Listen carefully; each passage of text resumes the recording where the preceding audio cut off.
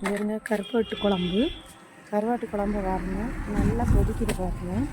ஒரே நிமிஷம், நான் அப்போவே எடுத்து அனுப்பியிருப்பேன். உங்களை அனுப்பாத்தது ஏன்னா எனக்கு செல்லு கொஞ்சம் ப்ராப்ளம் ஆயிடுச்சுங்க. அதனால தான் அனுப்ப முடியலை. இது மொச்சக்கொட்டை வச்சு, மொச்சக்கொட்டைன்னு சொல்ல பார்த்தீங்களா, இதை குக்கரில் 2 விசில் போட்டு வேக வச்சு இதில் மிக்ஸ் பண்ணிக்கணும். அப்புறம் பார்த்திங்கன்னா முருங்கைக்காய், வாழைக்காய், கத்திரிக்காய் இதெல்லாம் எண்ணெய் ஊற்றி கடுகு போட்டு பச்சை மிளகாய், சின்ன வெங்காயம் எல்லாத்தையும் போட்டு நல்லா வணக்கி விட்டுறணும்.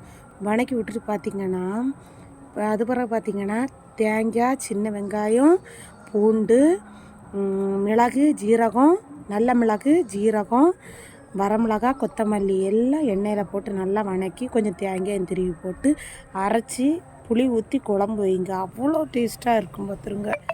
உங்களுக்கு மீன் குழம்போடையும் இந்த டேஸ்ட் கருவாட்டு குழம்பு ரொம்ப பிடிக்கும். பாருங்கள், மிஸ் பண்ணாமல் பாருங்கள். சரிங்களா?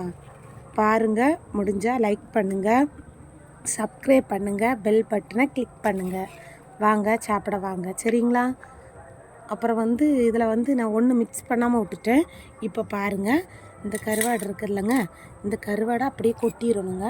கருவாடை கொட்டிட்டு அது எல்லாம் வெந்துருச்சு பார்த்துருங்க.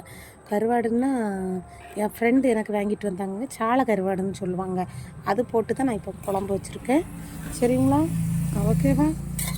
சரி, ஓகேங்க.